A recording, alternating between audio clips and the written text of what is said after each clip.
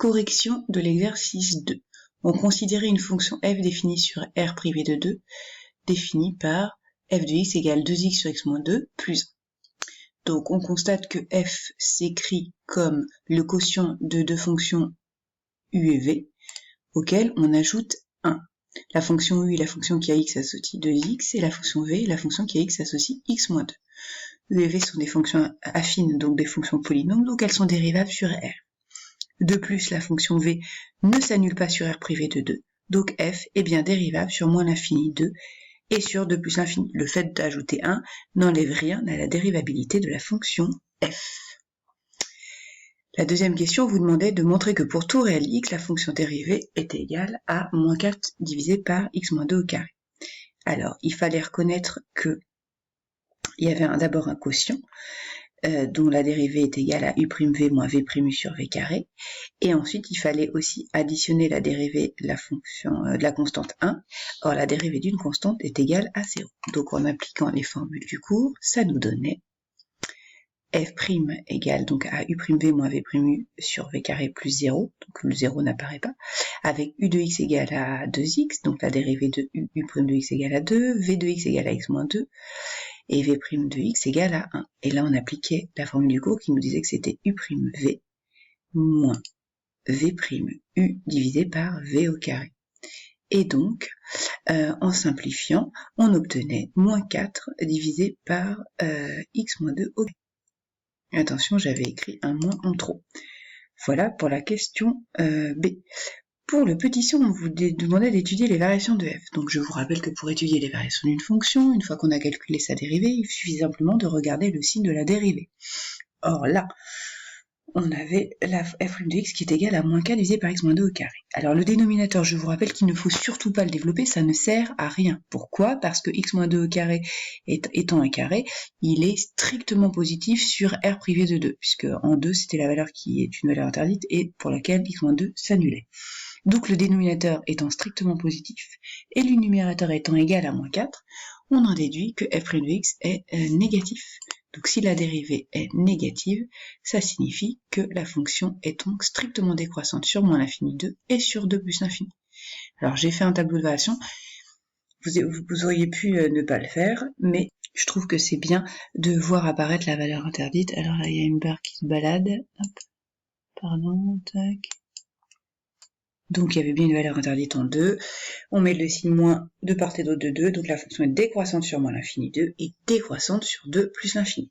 Ça, cette étude de fonction, j'estime que vous étiez tous capables de le faire et vous devez absolument connaître par cœur vos formules de dérivation. Voilà, on passe ensuite à la question 2 en lien avec les suites.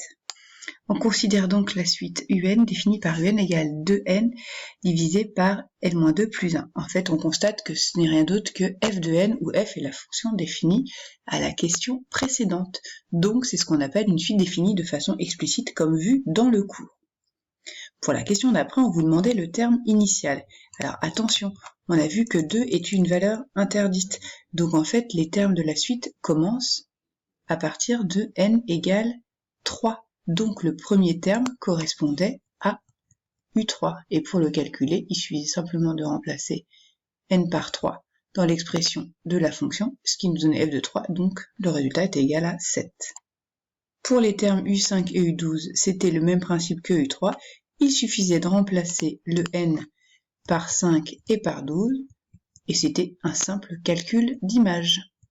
Donc là, il fallait absolument aller chercher les points sur ces questions-là qui étaient à la portée de tous. Pour la quatrième question, j'avais représenté la fonction f sur l'intervalle 2 plus l'infini et je vous avais demandé de construire le nuage de points associé. Je vous rappelle que le nuage de points, c'est l'ensemble des points de coordonnées 0, U0, 1, U1, 2, U2, etc., etc.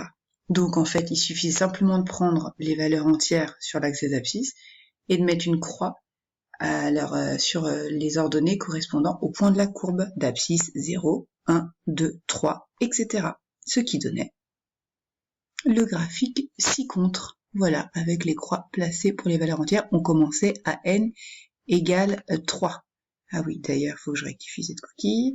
Voilà, donc c'était les points de coordonnées 3, U3, 4, U4, 5, U5, etc. Petite question, petit e, étudier le sens de variation de la suite un. Alors, je vous rappelle que un est égal à f de n, donc en fait, la suite et la fonction f ont les mêmes variations. Or, à la question précédente, on a vu que la fonction f était décroissante sur l'intervalle 2 ouvert plus l'infini. Donc en fait, il suffisait simplement de dire que la suite un était décroissante à partir du rang 3. Alors, dans la question 3, on considère la suite wn définie par w0 égale à 0, et pour tout entier naturel n, wn plus 1 égale à f de wn. Alors ça, c'est clairement une suite définie par récurrence, ça, il faut aller voir le cours. Et ensuite, on vous demandait de calculer w1 et w2. W1 était donc égal à f de W0, or W0 vaut 0, donc c'est-à-dire f de 0. Donc ça, on le calculait et on trouvait 1 grâce à l'expression de f. Et W2 est égal à f de W1, c'est-à-dire f de 1. Et on réutilisait l'expression de f toujours, et on obtenait moins 1. Ensuite, je vous demandais de représenter les 4 premiers points sur l'axe des abscisses sans faire de calcul. Donc en fait là, il suffisait, comme le graphique, comme vous pouvez le voir sur le graphique déjà, de commencer par tracer la droite d'équation y égale x. Une fois que vous avez tracé la droite d'équation y égale x, vous placez d'abord le w0 égale à 0 sur l'axe des abscisses, et vous obtenez w1 en regardant l'ordonnée du point de la courbe d'abscisse w0. Et ensuite, vous utilisez la droite d'équation y égale x pour remettre ce w1 sur l'axe des abscisses.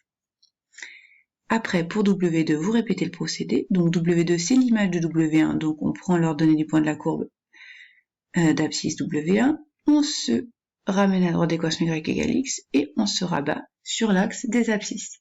Et donc là, vous avez une espèce de forme en escargot.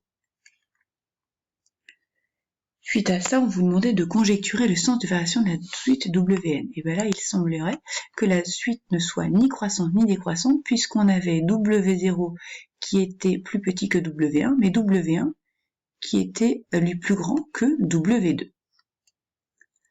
Pour la dernière question, on vous demandait, on vous demandait de résoudre sur R privé de 2 l'équation f de x égale x. Donc en fait, il suffisait de remplacer f de x par son expression. Et puisqu'on était sur R privé de 2, on pouvait multiplier le x moins 1 par x moins 2, puis en ayant bien en tête que la valeur x 2 pour x n'était pas possible. Donc, après simplification et après double distributivité, on s'apercevait que cela revenait à résoudre x au carré moins 5x plus 2 égale à 0, avec bien sûr pour tout réel x différent de 2. Donc là, il s'agit d'un polynôme du second degré, avec a égale 1, b égale moins 5, c égale 2, on calcule delta strictement positif, et donc on obtient deux racines, à savoir 5 moins racine de 17 sur 2 et 5 plus racine de 17 sur 2. Voilà. Et enfin, pour la dernière question, qui était une question bonus, on vous demandait vers quoi semblait tendre la suite wn. Alors cette question-là n'était pas facile. En fait, au vu de la représentation graphique de la suite, on peut conjecturer que les termes de la suite se rapprochent de plus en plus de l'abscisse du point d'intersection de C et de la droite delta. Vous allez me dire qu'il y avait deux points d'intersection, mais on voit bien qu'on s'éloigne du premier point d'intersection là, et qu'en fait, ils vont se rapprocher au fur et à mesure de celui-là, cette valeur ici.